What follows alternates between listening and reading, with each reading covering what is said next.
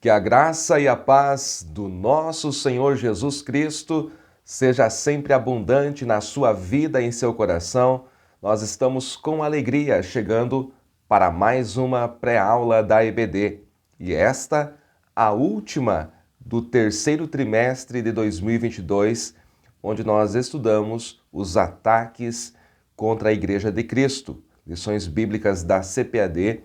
Foi um trimestre abençoado, realmente nós aprendemos muito. Foi um trimestre em que nós fomos alertados, a estarmos vigilantes, a estarmos conscientes de que estamos realmente em uma batalha. A lição de número 13 traz o título Resistindo às Sutilezas de Satanás. O texto áudio da nossa lição está na Epístola de Tiago, capítulo 4, e o versículo de número 7. Sujeitai-vos, pois, a Deus.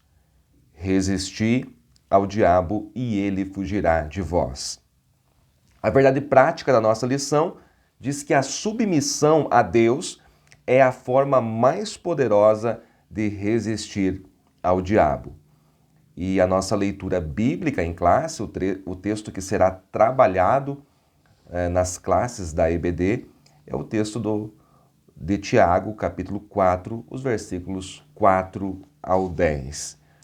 Se você está conhecendo agora o nosso canal, no finalzinho do trimestre, eu te convido a se inscrever nesse canal, a deixar o seu comentário, a deixar o seu like e nos acompanhar. Nós estaremos aqui durante todo o quarto trimestre estudando a respeito desta lição maravilhosa. Deixa eu ver se eu consigo mostrar aqui. A justiça divina, estudos bíblicos baseado aí no profeta Ezequiel, a preparação do povo de Deus para os últimos dias no livro de Ezequiel. Vamos à nossa lição de hoje, então, para nós encerrarmos aí este trimestre abençoado, primeiro definindo aí duas palavras principais, que é sujeitai-vos e também resistir. A palavra sujeitai-vos, quando você vai procurar ela no original, no grego, ela fala de organizar sob, de colocar-se em sujeição, de subordinar, de render-se, de obedecer. No uso militar, esta palavra grega, ela falava da organização do exército, das divisões em tropa. Agora, já no uso no grego comum, ela fala de atitude voluntária de ceder. Esta é a definição da palavra sujeitai-vos no seu original. Já a palavra resistir já tem um significado mais óbvio. Fala de colocar-se contra, de opor-se. Esta é a definição de resistir. Então, nós precisamos estar firmados na rocha para que possamos, a rocha é Cristo, para que possamos resistir, colocar-se contra os ataques do inimigo, que são ferozes contra a Igreja de Cristo. Olhando para a nossa revista, nós vemos logo na nossa introdução, o nosso comentarista, o pastor José Gonçalves, ele está falando que o Evangelho ele vem sendo diluído. E é muito interessante essa expressão do Evangelho diluído. O que significa isso? Esta é a maior brecha para o inimigo. Diluir o Evangelho é a maior brecha para o inimigo, porque ele já não é mais puro. E não sendo o Evangelho pregado puro, como ele está na Bíblia Sagrada, ele já não tem mais poder para resistir aos ataques do inimigo. Então, quando você pega aqueles sucos que são concentrados e aí você coloca uma porção para 5 porções de água, 6, 7 porções, ele está sendo diluído. Assim, muitos têm feito com o Evangelho de Jesus Cristo. Meus irmãos, eu tenho nos últimos dias aí bastante dificuldade em estar ministrando a palavra e também gravando devido a uma tosse alérgica, mas graças a Deus nós estamos conseguindo aqui, então eu peço a licença para estar ingerindo um pouco de água, porque a gente precisa gravar aí, a gente precisa passar esse conteúdo aí para os irmãos e os irmãos precisam compreender. O primeiro tópico da nossa lição, ele fala de Cristo como centro de tudo. Ele fala do comprometimento com uma vida centrada em Cristo. Cristo é tudo. Então, nós vemos que todas as coisas, elas se convergem em Cristo. Quando você olha para o Evangelho de João, logo no seu primeiro capítulo, fala da centralidade do Verbo. O Verbo é Cristo. Versículo 3 fala que todas as coisas foram feitas por Ele e sem Ele, nada do que foi feito se fez. Você pode olhar também a Epístola de Paulo aos Colossenses, capítulo 1, versículo 16, diz: porque nele quem? Em Cristo foram criadas todas as coisas que há nos céus e na terra, visíveis e invisíveis, sejam elas tronos, dominações, principados ou potestades, todas as coisas foram criadas por Ele e para Ele. Vemos também a Epístola aos Hebreus, o capítulo 1, versículo 2, onde Cristo é colocado como herdeiro de todas as coisas. Então veja que Cristo é a centralidade das Escrituras. Quando nós olhamos para a pregação dos apóstolos, a pregação de Paulo, de Pedro, de Filipe, eles pregavam somente Cristo. Eles pregavam a respeito de Cristo. Você vê isso, Paulo, aqui em 1 Coríntios 2 e 2. Você vê Pedro em Atos 4 e 12. Nenhum outro há salvação, senão em Cristo. Você vê Filipe, abalando Samaria, em Atos 8, versículo 5, pregando o quê? Pregando a Cristo. A centralidade da mensagem dos apóstolos estava em Cristo. Então, Cristo, ele é o Salvador, mas ele também é o nosso Senhor. E a igreja precisa pregar o Cristo que salva, mas esse Cristo que salva, no instante em que a pessoa se rende, ele passa a exercer o senhorio, o governo na vida dessas pessoas. E eu já falei aqui umas 200 ou 300 vezes que a palavra Senhor, ela vem de uma raiz hebraica, Adonai, que significa... Adonai vem de Adon, que significa dono, significa proprietário. Muito bem, vamos ao segundo tópico da nossa lição, comprometimento com a Bíblia. Vou falar um pouquinho sobre o comprometimento com a Bíblia. O segundo tópico é comprometimento com as Escrituras. As Escrituras são a Bíblia sagrada que nós temos, né? Quando eu olho para o cremos oficial da Assembleia de Deus, que tem o cremos oficial da Assembleia de Deus, é muito útil e muito importante que todo aluno, professor da escola dominical conheça, né? O pior é quando o aluno ou o professor não sabe da existência dele, né? Mas o cremos oficial da Assembleia de Deus, o seu primeiro item, né? Ele fala a respeito de crermos na Bíblia. Então, o primeiro item do cremos é cremos na Bíblia. Por que este é o primeiro? Porque sem este não haveria os demais, porque todos os demais estão embasados na Bíblia. Então, isso não pode ser apenas algo que está no nosso cremos. Nós temos que realmente viver isso, praticar isso. Nós cremos na Bíblia. E Jesus, ele venceu Satanás, ele venceu o diabo lá no deserto, pelo poder da palavra. Depois que Jesus foi batizado, a palavra diz que ele foi levado pelo Espírito ao deserto. Ali ele esteve 40 dias jejuando, consagrando, orando. E durante esse tempo, aí, ao final desses dias, aí, o diabo veio para tentá-lo. E como que Jesus venceu o diabo no deserto, lá em Mateus capítulo 4? Venceu pelo poder da palavra. A palavra de Deus, ela tem poder. Já Adão, se você voltar lá no Gênesis, Adão caiu no jardim. Olha só, Jesus venceu estando em jejum, 40 dias no deserto. Adão caiu estando num jardim, jardim do Éden. Jardim no Éden. Éden significa lugar de delícias.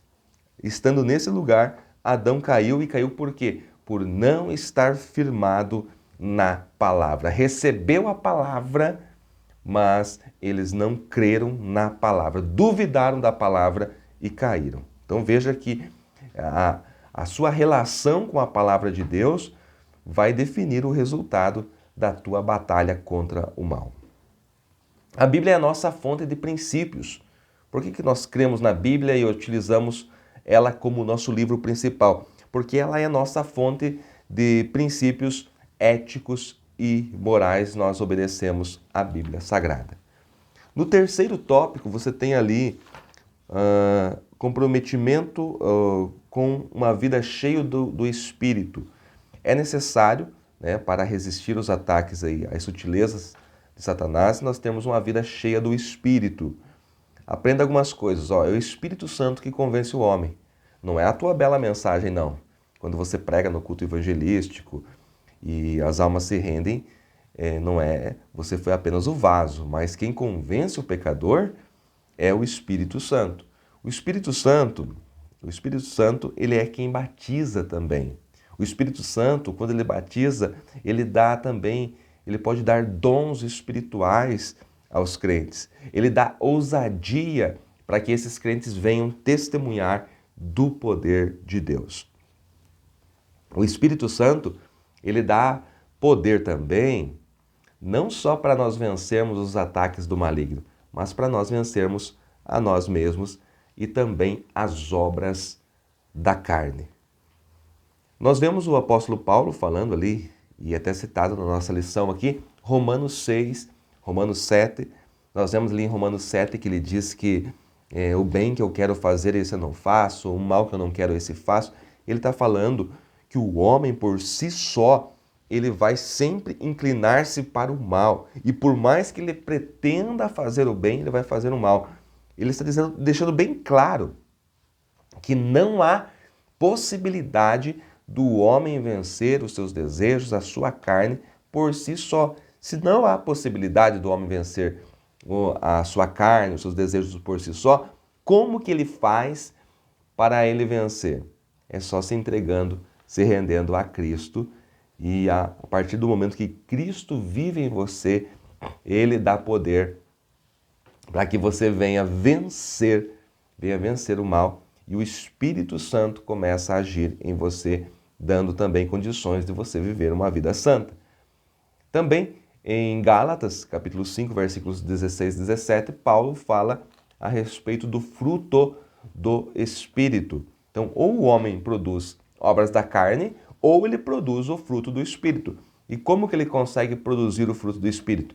Se o Espírito de Deus tiver liberdade para atuar na vida dele. Então, uma vida cheia do Espírito Santo permite-nos viver de forma santa. O apóstolo Pedro, no capítulo 1, versículo 15, ele recita Levítico, dizendo: sede santo, como eu, o Senhor, sou santo. E como que nós, miseráveis pecadores, podemos ser santos? Se somos inclinados ao mal, é somente quando nós temos uma vida cheia do Espírito Santo. Aí nós chegamos em Romanos 8, né? Estávamos no 7, agora chegamos no 8. E lá no 8 diz: portanto, agora nenhuma condenação há para os que estão em Cristo Jesus e que não andam mais segundo a carne, mas segundo o Espírito. Então, ou o homem vai viver uma vida segundo a carne ou segundo o Espírito. Se tiver uma vida cheia do Espírito Santo, né, ele vai inclinar-se para as coisas de cima. O último tópico fala do comprometimento com a igreja local. Olha só, as igrejas locais juntas formam o corpo de Cristo. Vou repetir, as igrejas locais, todas juntas formam o corpo de Cristo, o corpo místico de Cristo, né? Então, a igreja, na verdade, que é o corpo de Cristo, ela não é formada só de igrejas locais, né? Aqueles santos que já morreram em Cristo, eles continuam fazendo parte do corpo de Cristo. Interessante, né? Mas individualmente, nós somos membros deste corpo, né? Individualmente, nós somos membros do corpo de Cristo. Então, todos nós juntos formamos o corpo de Cristo. Todavia, se o membro não estiver ligado ao corpo, este membro perece. Imagina só um dedo, uma mão, se ela for amputada e ficar fora do corpo, perece, não serve mais. Esta é a realidade que muitos não entendem. Acham que pode fazer parte do corpo de Cristo, ser igreja, sem estar ligado ao corpo. E aí vem a questão dos desigrejados. E o nosso pastor fala aqui que a própria palavra desigrejados torna-se um termo impróprio, uma forma de descrever uma anomalia espiritual. E por que é que ele fala isso? Porque é impossível ser igreja isoladamente. Nós somos a habitação do Espírito Santo. Nós somos templo do Espírito Santo. Mas em 1 Coríntios, capítulo 12, Paulo fala que nós somos membros do corpo de Cristo. Então, cada um de nós é um membro diferente e juntos, ligados no corpo, nós formamos esse corpo do qual o cabeça é Cristo. Então, nós precisamos entender isso, que essa história, eu sou igreja, você é igreja, de forma isolada, dando apoio para esses ensinos aí dos, entre aspas, desigrejados, de maneira nenhuma. Nós somos igreja juntos, nós somos membros do corpo de Cristo e juntos formamos a igreja. Interessante que o pastor fala aqui que a igreja não é o prédio. Muita gente pensa, eu vou à igreja. Não, você vai ao templo, né? Juntos, as pessoas salvas formam a igreja, mas a igreja não é prédio, tá? Isso está na lição. Eu gosto de falar isso, mas agora eu encontrei isso na lição, tá? A igreja é o corpo que agora o Espírito Santo atua e dessa forma ele consegue resistir aos ataques do inimigo. Que Deus em Cristo abençoe vocês ricamente. Estaremos juntos no próximo trimestre, estudando as lições maravilhosas. Ore por nós e continue nos ajudando, compartilhando os nossos vídeos. Em nome de Jesus, sejam abençoados.